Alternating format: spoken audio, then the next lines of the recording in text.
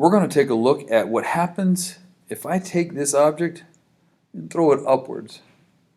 So we already know if we take it, throw it upwards, it's going to come back. Gravity's going to pull it downward. It's going to accelerate it downward. I caught it so it didn't hit my head, didn't bounce and roll over the place. But as this object is thrown up, there are certain things that are happening. We need to think about all the variables included with that. But at the same time, what happens if I were to sit here and drop something else at the same time?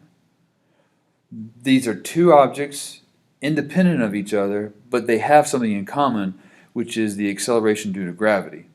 So we're going to take a look at what happens with these two objects when they go into motion at the same time. Take a look. So we have an object that's being thrown upwards. And we know that if we take this object, throw it upwards, it comes back down eventually. That's all due to gravity. But as soon as we throw it upwards, as soon as it is released from the hand, the clock starts at that point as this thing travels up, up, up, up, up, up, up, up, up, and it reaches eventually a topmost point. And we have to ask ourselves, what's happening at that topmost point with that object? And then gravity continues to work on it and then accelerates it back down until it comes back down to some point that we're going to measure.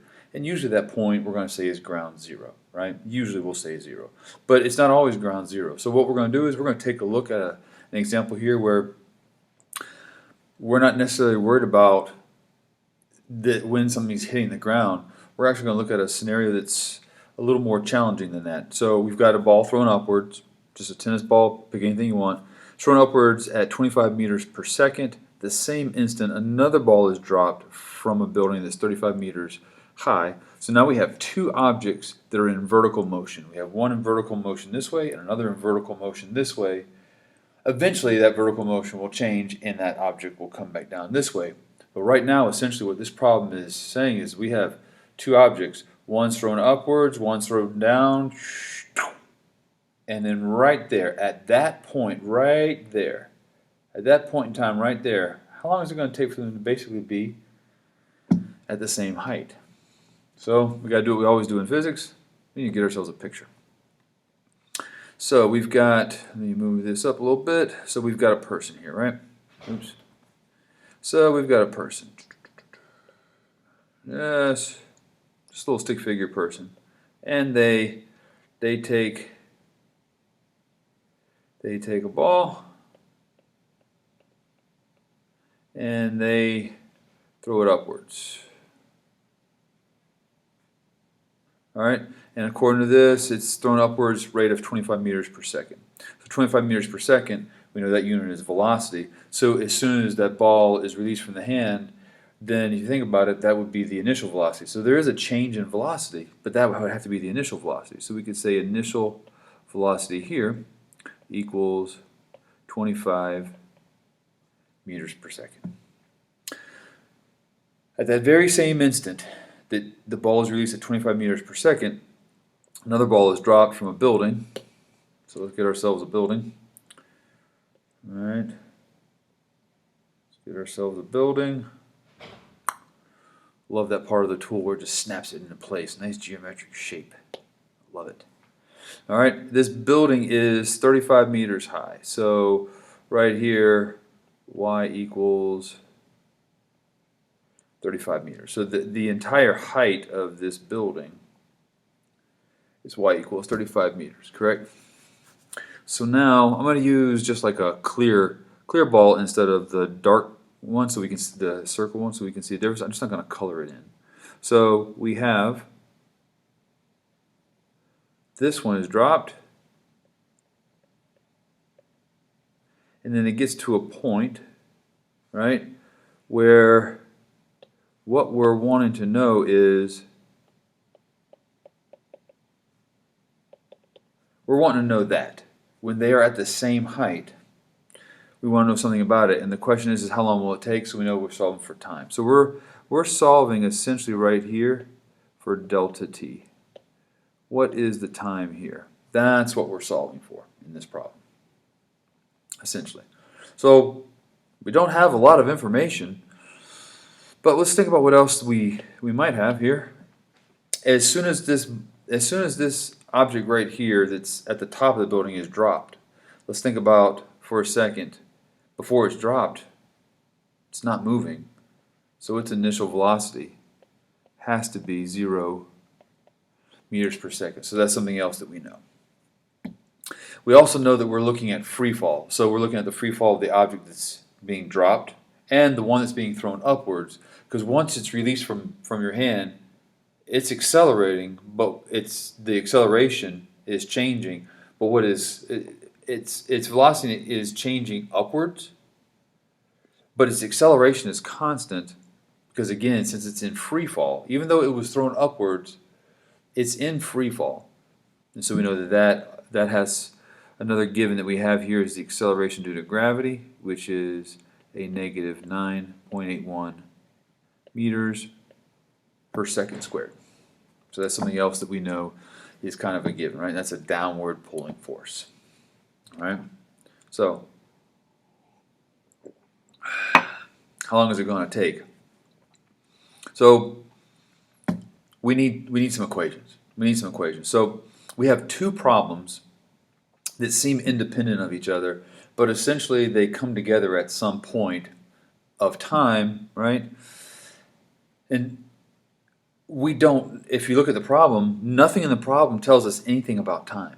All we have is initial velocity, we have height, and we have acceleration due to gravity. And that's really all we have. So this becomes an issue where we have two problems and we got to figure out how to put those two things together. This is a classic way of approaching problems in physics. So the first thing we have is we have the displacement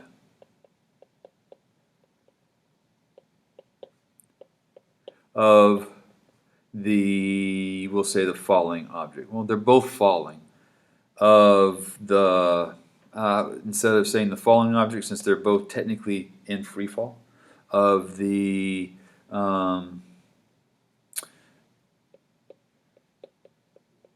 object that is dropped. We'll just say that, of the object that's dropped. I'll put a comma and just put this little circle here so we know we're talking about this one right here, right? So I'm just going to kind of set up a problem here.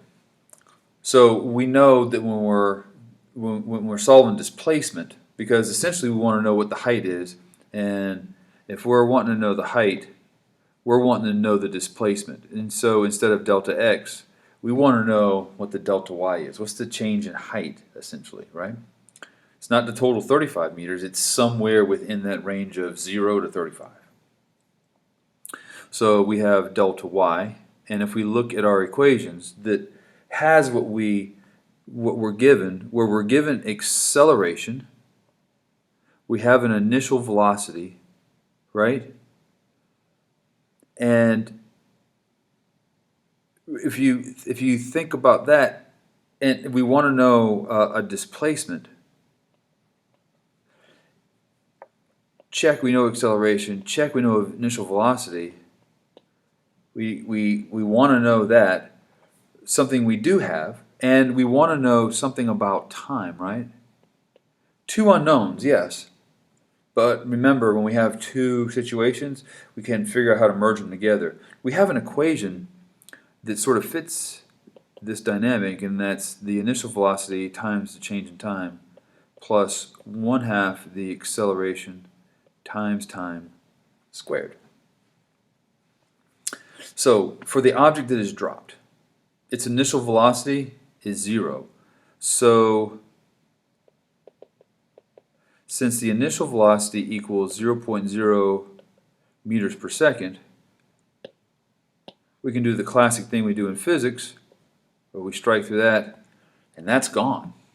All right, that is gone. That makes life so much easier for us. So now what we have is delta y equals 1/2 a delta t squared. All right. But we still need to know what this delta y right there what that delta y is. What in the world is that delta y? So let me put this off to the side. So right here, let me move this over for you. I'll move this acceleration I'll move this over for you. It's not letting me move that without moving the entire problem. So I'm just trying to make some room here. So we know that, okay, we know that this part right here, we know that this is the delta y going down. So I'm going to put like a little subscript d, so delta y sub d, right? So this right here is really delta y going down. So this is delta y going down. Well, let's think about this for a second. If this is delta y going down, then from here to here, right? And we're assuming, I know the way this is drawn, it looks like this object here is above the ground. We're going to assume that this is being launched at ground zero. So the way this is drawn, so that I don't confuse you, what we can do is this. It doesn't have to be a person throwing it. So that you're less confused, we can say this right here. This might make it a little less confusing for you. All right, that whole thing there is a y, right? So that is the y going up, right? Which is the height that ball goes up, correct? So pause, think for a second, let's look at this. What is our delta y going down? Take a moment and think about that, and then come back and let's see what you got.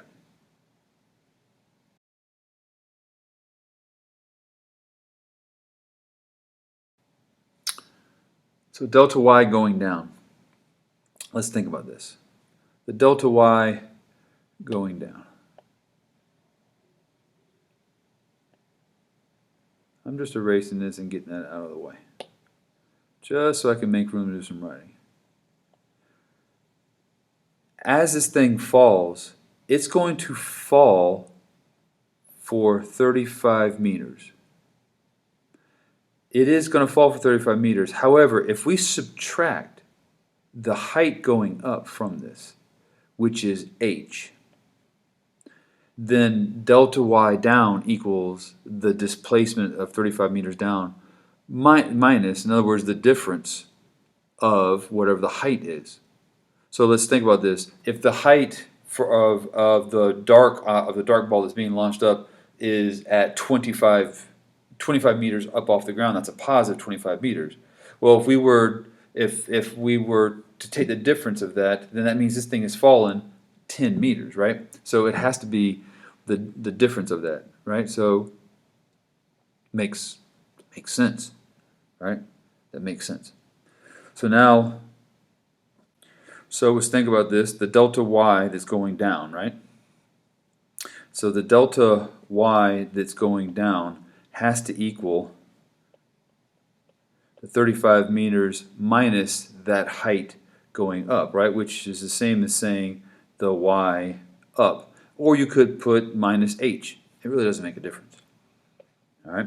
So right here what we have is negative 35 meters. I didn't put meters there. Let me correct that. Minus y going up equals 1/2 a delta t squared. So we have one of our equations where we're just solving for time. Now it's time squared right now, but if we take the square root of that, we can get time. So we have everything narrowed down to variables that we have. We have acceleration, and we have a delta y going up, but we don't know exactly how high delta y up is. So obviously, let's do that with the other problem. Let's take a look. So now we need the displacement of the object thrown upwards. and I'll put a comma, darken it in because that's what it looks like. I'm just trying to have something that's kind of organized for us to have a reference, right? So this thing, as it's thrown upwards, it has a change in displacement upwards. So that's delta y up, correct? Equals.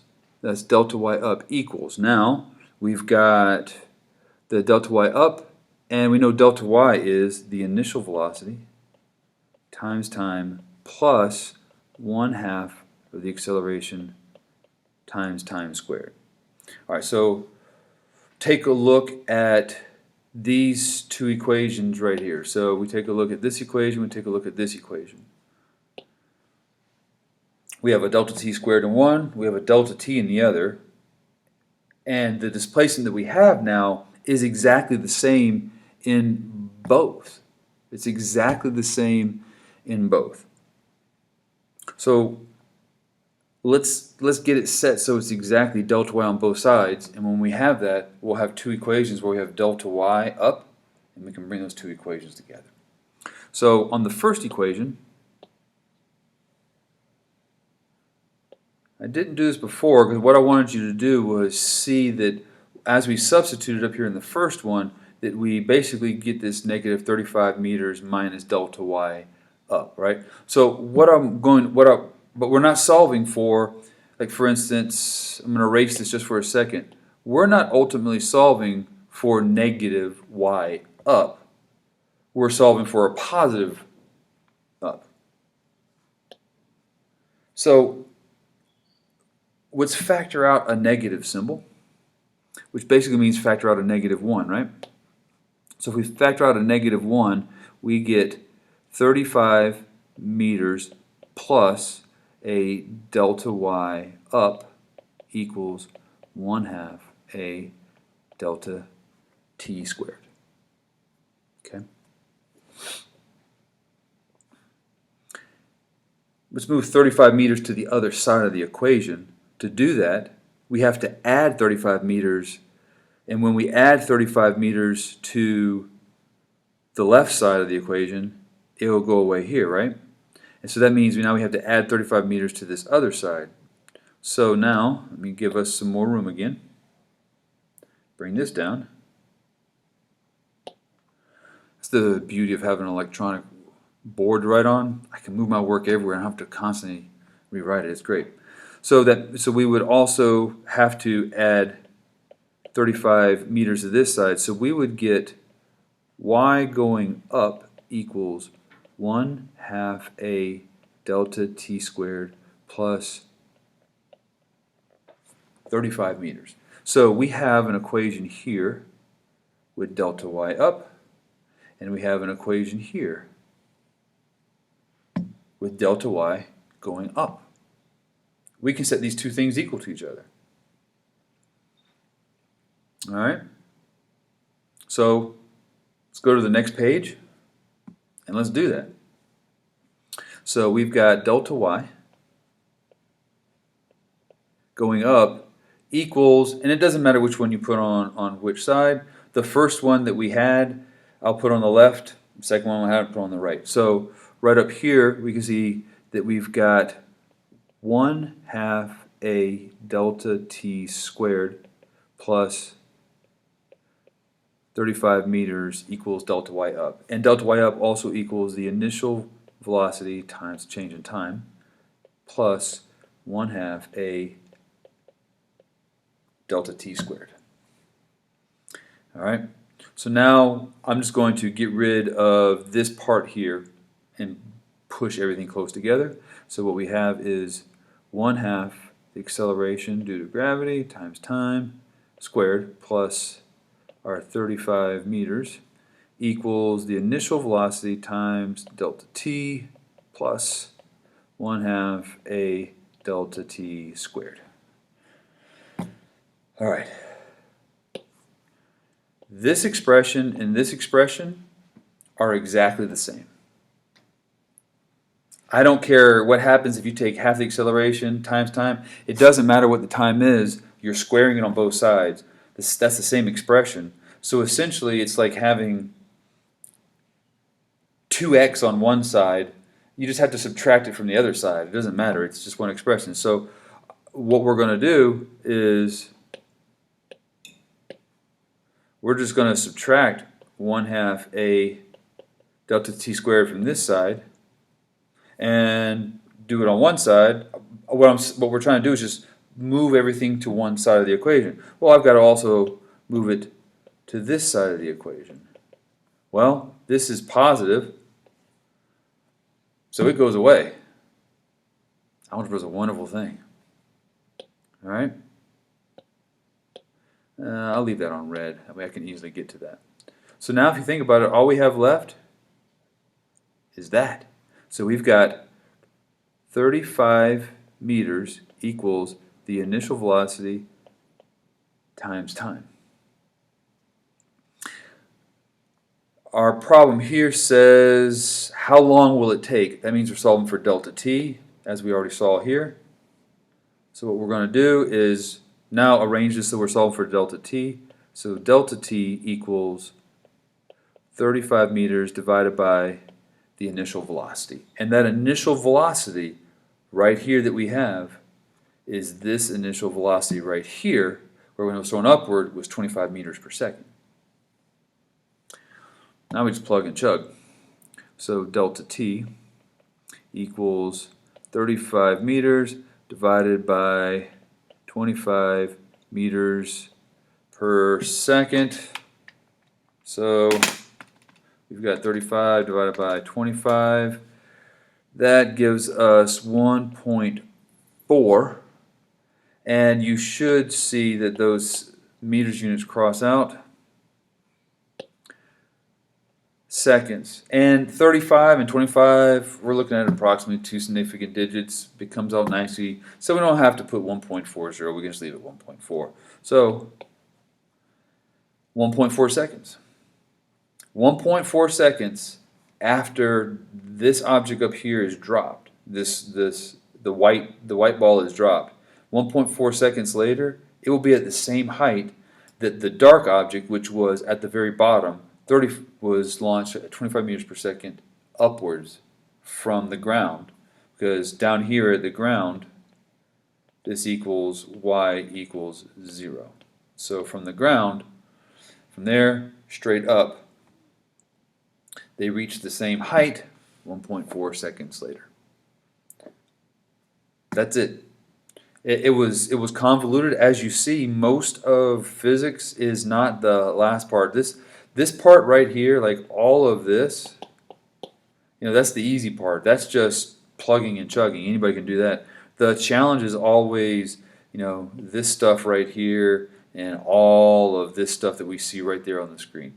That is the challenge right there, is defining the condition. I hope this helped. Things like this can be a little challenging, but once you start wiring your mind this way, then these problems get easier and easier and easier. And if you don't do it, it's easy to forget about it, but you can always reverse engineer it by looking at a very similar problem. So always draw yourself a diagram and always put all the variables, list them out, look at your givens, and then ask yourself, what equation or equations do I have that match up to the given and the known variables, and how will that help me get to an answer? If you have multiple variables that are unknown, like we have here, we have delta y and delta t, then again that's always a clue that I'm probably going to have to do some factoring with the equations. I'm going to have to pull stuff out, assume 0 for this, whatever the case may be, and eventually bring everything close together, because I have two different conditions, two different equations, but with a common variable. In this case, it was delta y going up. We can bring them close to each other. We can bring them equal to each other, and then just solve for what's there. Piece of cake. We got this. You got this. Go back and take a look, and I'll make another video on this where we have a similar problem, switch it up a little bit, and then we have to approach it with just a little tweak with the way that we think and the way that we sort of map out our thoughts. And then the math, we have to do a little something different, but essentially it's a very similar process. And it's all about the process. Take care. I'll talk with you soon. Stay curious. Bye.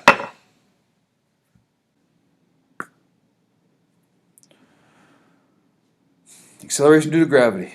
It keeps everything constant, constantly moving, at the same rate, independent of mass. It doesn't matter that it was a tennis ball, could drop a bowling ball, could be a wadded piece of paper. If we ignore the friction from air resistance, they accelerate at the exact same rate, independent of all that. Makes no difference whatsoever. So remember, it's always about just drawing out your diagram. In this case, we had to draw a building. We had to I started off with a stick figure person, and then to make it easier to not have to add in the difference of the height of the person, since we didn't know that, notice all I did was just drop it down to ground zero, and at that point it didn't make a difference because we already knew that the total height of the building, what it was. So then we could just subtract all of that from the problem, and we're good to go. If we knew what the height of the person was, then we would just, our displacement would be up that much more, so the starting point would just be at a higher point, but essentially the same thing occurs because it was launched at, in this case, I think it was 25 meters per second. So remember, draw everything out, think about your conditions, and most of the time in physics, there's going to be something that is set to zero because its initial will be zero or the net will be zero. The overall effect of everything that's in play will be zero, and so you can just cancel it out. You always want to look for that. We want to distill these equations down to the bare minimum so that we have to do as little work as humanly possible. Most of the work is going to be here in a class like this, and a lot of things that you do. So this is why this type of class is so good. It gets you thinking up here before you actually take action with something. And the more we do that, we're going to keep honing these skills. It's going to get easier and easier and easier. And some of these problems that look really, really difficult, they're going to become almost like, rote. They're going to be I don't know. I don't want to say not challenging, but you're going to get them a lot faster. And that's just because you're going to get better and better at it. It just takes practice. I'll do more videos like this where we focus on just one issue, one problem. I've gotten some requests for things like that. And as we get further into physics, there's going to be lots of those just because there's so many different conditions that can occur. And as we get past the basics of just like momentum and velocity and acceleration and displacement, you have so many contributing factors to the motion that those type of problems lend themselves to just focusing on this one thing at a time because it becomes so complex. So we're going to be doing a lot of those. Be looking for those. Good talking with you as always. Stay curious. I will see you soon. See you in the next video real soon. Get yourself some coffee. Go do some physics problems. I'll talk with you later. Bye.